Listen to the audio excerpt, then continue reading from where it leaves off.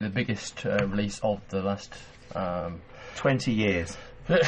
few weeks would undoubtedly be latest from Justin Timberlake. I'm not sure if this is his fourth, maybe, solo album. I couldn't tell you. And this one's called the 2020 Experience. So, what kind of experience was it for you? Okay, Justin Timberlake. He's responsible for killing one of my alternative music careers, so I'm not going to let him do it twice. Right. Actually, this album, when you listen to it from the perspective of a 30-year-old gentleman getting on now, it's not half bad. When you put forward Justin Timberlake as an option for this particular podcast, I sort of recoiled in horror and thought, oh no. But actually, in terms of this album, and I don't know whether it's the maturity or whatever it is, it's not a half bad listen at all.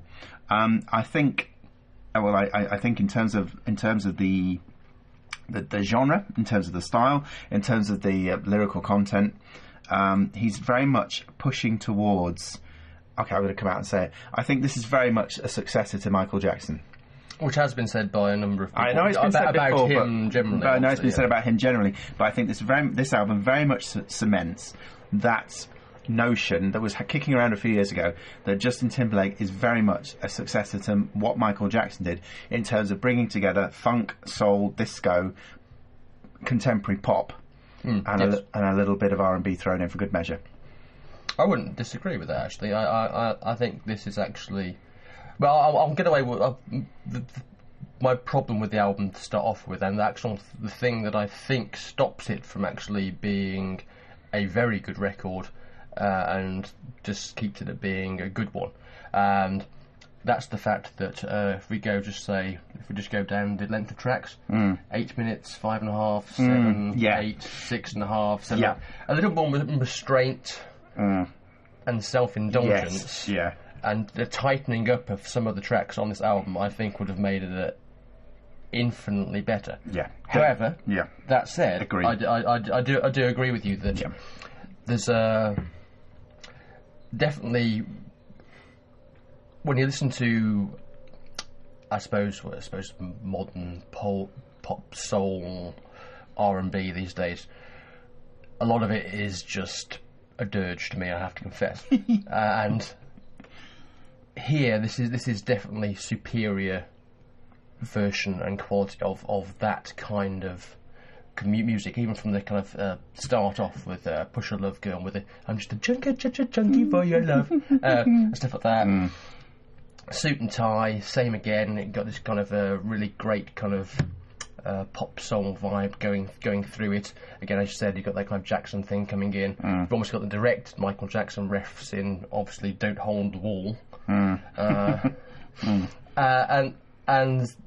then I suppose you get even when you let the groove in, you get that kind of African rhythmic kind of thing going on, which also harks back to Michael Jackson, I suppose, and even Lionel Richie. Outside of that, you've just got some really excellent pop moments, pure pop moments. I'm thinking particularly of Tunnel Vision and Mirrors, which I think was the single, isn't it? Single, which I think made it number one this year. Yeah. Which are both just great, straightforward pop songs. Really can't fault them. If I do, and there's a great kind of a whole is it That Girl, when it's the kind of the JT and the Tennessee Kings, the kind of which is the kind of Isaac Hayes. Kind of funk groove thing going on with the brass to the fore, which is slightly probably a bit more Prince than Michael Jackson, including the long guitar solo on it, which is very Prince-like. So yeah, I actually quite liked it. Lyrically, it does veer on the typical kind of rapper, kind of juvenile rap, that stroke heavy metal lyrics when it comes to talking about relationships and women. I mean, Strawberry Bubblegum. Oh, you mean her? Oh, yes. Yes. Yeah. Her again. Oh, yes. That's so very juvenile. Yeah. So I think that's a bit of a failing. Obviously, on the first two tracks, there is some rap, which is not needed and detracts from... Yeah, I think Jay-Z makes Yes, on Push Around, Suit and Tie, and I wish you hadn't bothered. On Suit and Tie in particular, it really detracts from actually a quality track. And I like Jay-Z, and we've talked about Jay-Z on the podcast before, and it sort of just feels like, oh, here we go, another, and we've talked about this before as well, another artist shoehorned in to tick a particular box or make a particular market. Yeah. But that aside, and I completely agree with your point on length as well in terms of tightening up.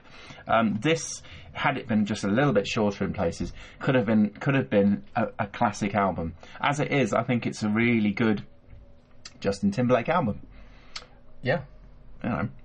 Which surprised me. It surprised me too. If I'm being brutally honest with you, it surprised me too. I just thought it was an album we should review. I wasn't expecting to like it as much as I did. No, likewise. So, well, that's the first shock over then. Pete and Scott both podcast of shocks. Pete and Scott both think Justin Timberlake album actually